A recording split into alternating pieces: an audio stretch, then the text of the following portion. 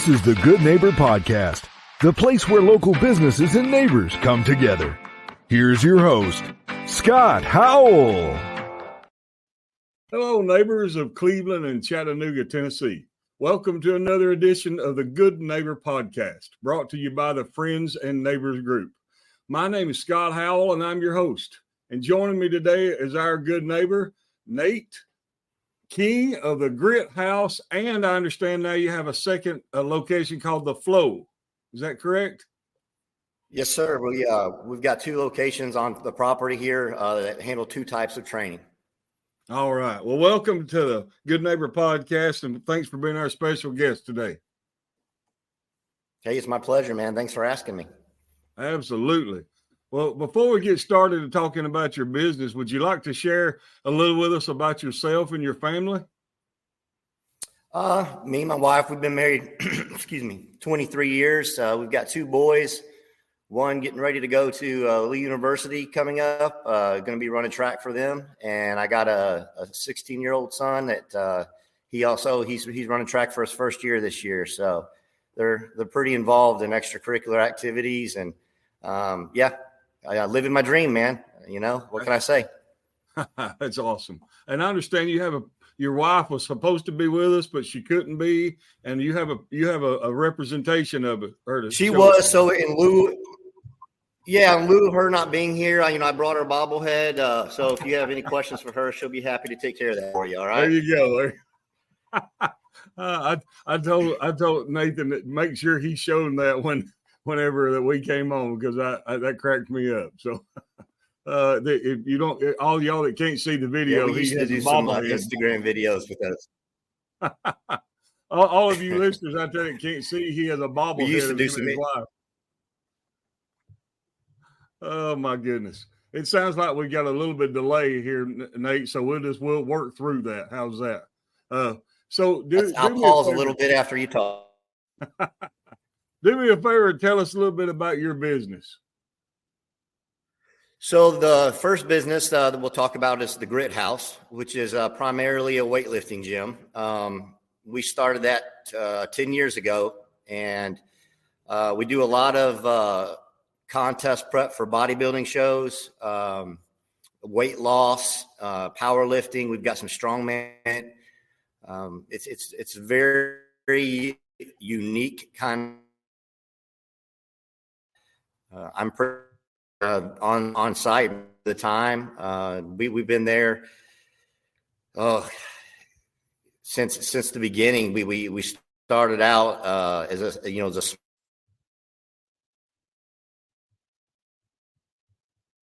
kept growing to the point that we realized we needed a bigger facility, and so an opportunity arose for us to open it up, and it's been going great ever since. And the second gym, The Flow, which was opened last year, we decided that we wanted to reach a different type of training because, we don't have a group facility over on that side on the other building.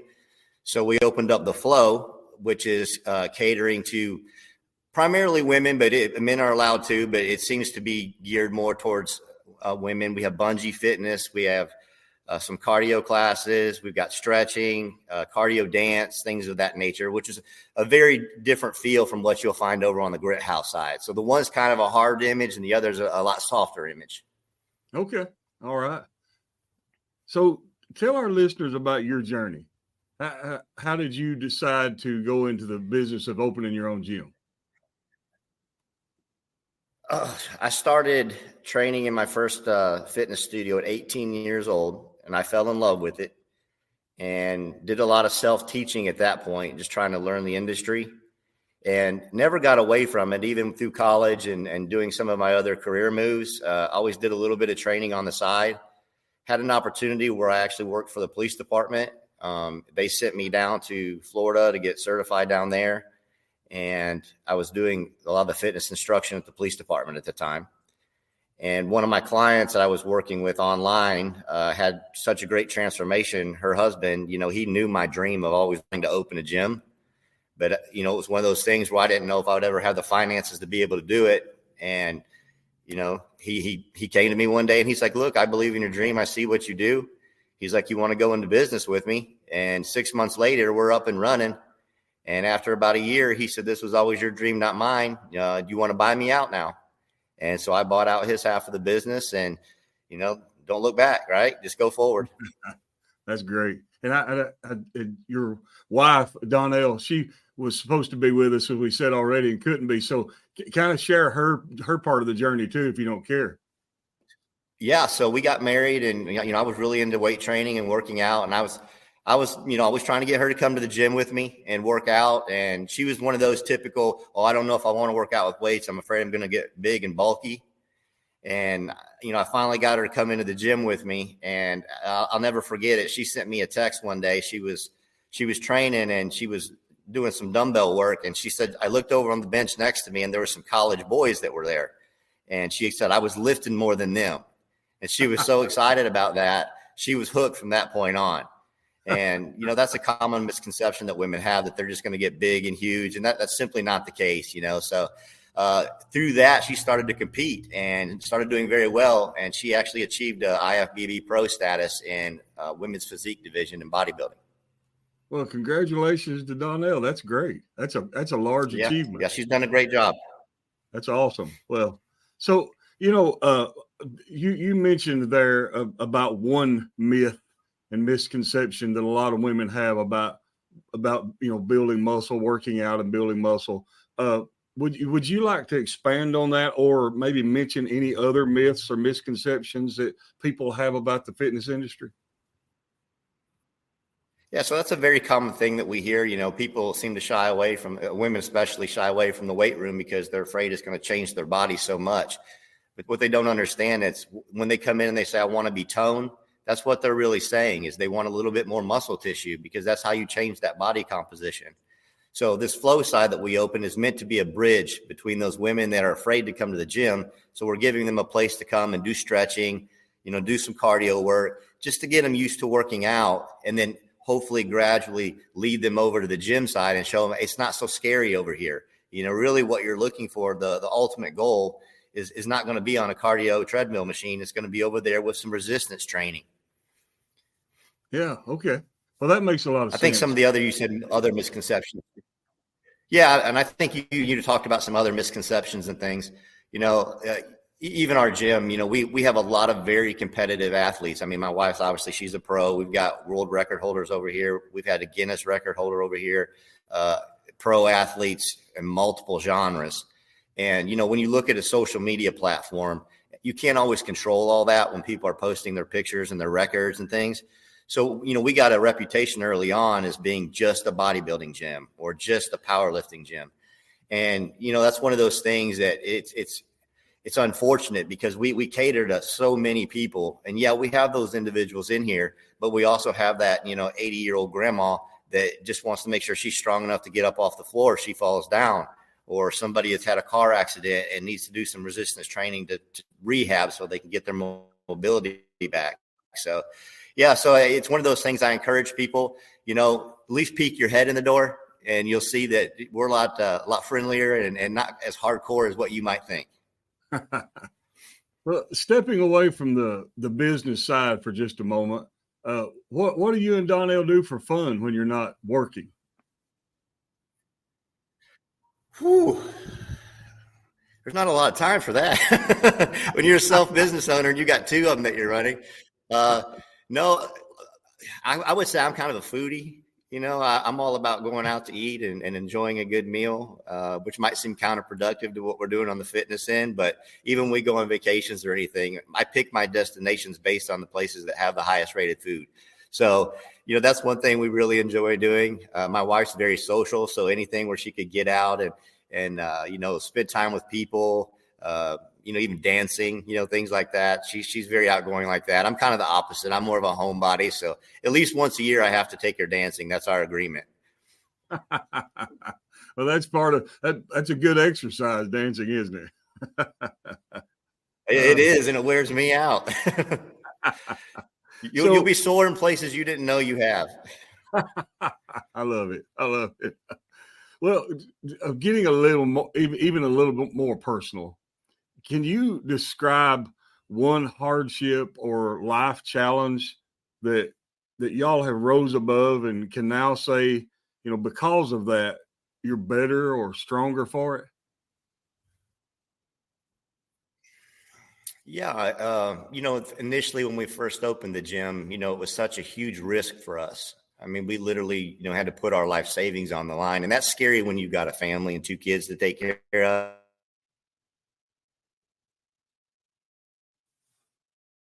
That was first year, trying to just overcome all the financial burdens with opening a business and honestly not even knowing how to run one. I mean, there's going to be hurdles there that you did not foresee and plan for. So it's going to cost you more than you thought it would on the front of the business, and we've got things going very well over there now. We do a great job at what we do. This opportunity arose after 10 years, had not forgot that feeling of vulnerability when you put it all on the line. And we entered into that again for a second season, not knowing what to expect and putting it all out there. But I'll say one thing about my wife. I mean, as crazy as my ideas are, she's never told me no. She's always believed in me and believed in the vision, and she's jumped behind me 100%. My kids got an opportunity because they were young when we opened the first one, to finally see the struggles of somebody trying to open their own business and how you have to make some sacrifices, in order to have success. Yeah, most definitely. Yeah, that's good that your boys are seeing that while they're young. Mm-hmm. What's one thing, if you could shout from the rooftop and let our listeners know, what's one thing you wish they knew about your gyms? We're multifaceted. I don't want people to think that, if I go over here, it's just going to be about hardcore lifting, or if I go over here, it's just going to be about cardio or, whatever. We really try to cater to each individual client. Customer service is our priority. I think that's a lost art today. And so we want to make sure that people know that when they come into our facility, we want to have a personal relationship with them. We keep our venues small for a reason. I don't want to become more like a commercial gym. I want it to be more of a family type atmosphere where you can come in, get a relationship with your teachers, come into the Grit House side, have a relationship with me over there. And we really know everybody by name. We know about their lives. I mean, most of the people that train over there have my personal cell number. They call me with problems they have outside of the gym, So it's one of those kind of things where we're not just working on the body, but we're wanting to work on the spirit, and the mind, because all those things have to be healthy for us to be whole people. So we want to make sure that when they come into this facility that they're going to leave better than when they showed up. So you have a bad day, come into the gym, leave better. That's our goal. There you go. Well, that's a good way to do it. I know I see a lot of people posting on social media, and when they go to the gym, it's a common theme to see people say, "This is my happy place." They go and grind out all the problems. Yeah. There's a lot of truth to that. I tell people all the time, if you fail in the gym, it's because you chose to fail, because 45 pounds is always 45 pounds. It's not an external influence or whatever, or problem that you don't know how to navigate. It's just one of those things. If you want to push it up, and it's going to be the same every day. So you can go in the gym and find success, and not to mention the health benefits that come with it too, So yeah, it's definitely something, no matter what kind of training you want to do or what fitness level you want to achieve, just doing something is going to make it a better experience for you. One question, it's kind of off the cuff here, Nathan, but I think about it myself in my own workout routine. How important do you feel that supplementation is to the success of someone really changing their body composition? So, the word supplementation right there to me says it all. It's meant to supplement something that you're not already getting. So if you're eating correctly, and that's kind of my bread and butter, I do it. If you're eating the way you should be eating, most of that stuff should already be taken care of. So, there are benefits to certain things, multivitamins, things like that, can help. And to me, it's an industry too that is not always worth the cost, for what you're going to pay for a certain supplement. Well, I'll give you a good example. So beet juice powder right now is real popular, because it helps with blood pressure issues and things like that. It's not expensive to go buy a can of beets.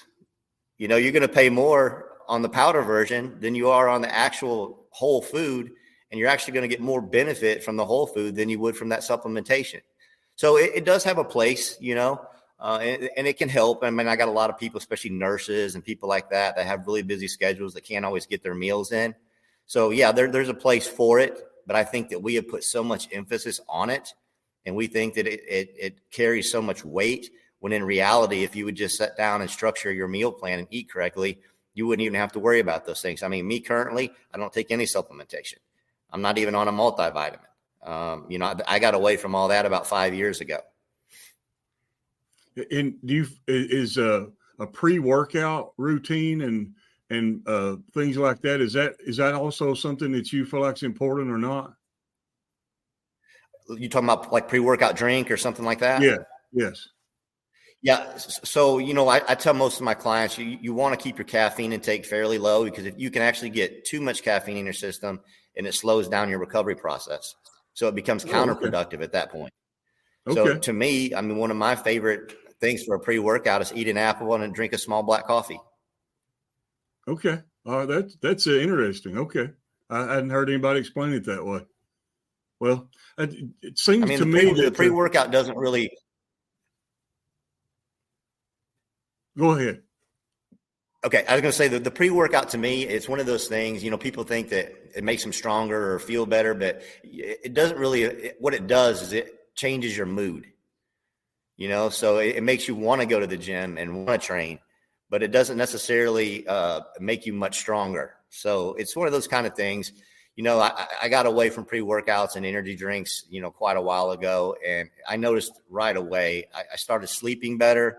It didn't affect my performance in the gym. I think a lot of it's a psychological thing that we like the way it feels when we initially start to do it. And then we think that we need to keep it in there. And then when we have that day where we forgot it, we don't feel as energetic in the gym. Well, it's because we've made ourselves basically a slave to that, in a sense. It's like we feel we have to have this in order to perform at this level. And that's not simply the case. When you can get away from that stuff, let your body do what it was designed to do. I mean, we are machines, and if we take care of those machines, they operate at a very high level. Yeah, I've heard people say that the heaviest weight at the gym that you'll lift is the door handle on the door going in. So man, I like that. That needs to be on a T-shirt. Some people do struggle with actually getting there, and I guess if the pre-workout helps their mental attitude, then great. I suppose. Yeah. I had a home gym for a long time, and I found that most of the time I wouldn't even go down and use it, because it's so easy when you're, walking down to the basement stairs to go work out, and you're like, man, it's a little bit cold down here today. I can go right back upstairs and watch television on the warm couch, So I'm a firm believer in having somebody that you're accountable to, whether it's a gym or a training partner or something like that. So get a membership, because if you're paying for it, you're probably going to show up. And, if you're in a place where you feel like you're actually cared for, I've got clients in here that if I don't see them come to the gym for a couple of weeks, I'm texting them. I'm like, where are you at? I haven't seen you in a while. Oh man, I'll be in the next day, and then they come back in and they get back in the routine. So it's just having somebody like that can hold your hand sometimes, when you're having those rough times. We all have difficult situations in life, and sometimes somebody's got to just nudge you along a little bit further. Yeah, that's awesome. I'm glad to hear that you're in touch with your clients like that, because that's discouraging when you feel like you're out of the gym for a while and nobody missed you. So that's awesome. I've got some people that hire me for personal training that are very knowledgeable in the gym. They know how to do their nutrition, and they'll flat out tell you the only reason that they hire me is just because I'll check on them every week and make sure they're showing up. I understand. Well, let me ask you this. So if our listeners want to learn more, whether it's through social media or the internet, or if they want to contact you or stop by, give us the information of how to do all that stuff. Yeah, I won't throw a bunch of stuff out at you to make it confusing. It's really simple. Just get on the internet, go to thegrithouse.com. And if you go to that page, you'll have two sides of the screen. One says, take me to the Grit House. The other side says, take me to the Flow. Click either one. All of our information is right there. Well, that made it easy. That's good. That's yeah, good and enough. I'll tell you on the flow, click that, because we're fairly new over here. We've been here about a year. There's a class schedule, so you can see all the classes and what times they are. And there's a free link right now. You can click that, try a free class out, and see if you like it. Okay. Well, that's fair enough.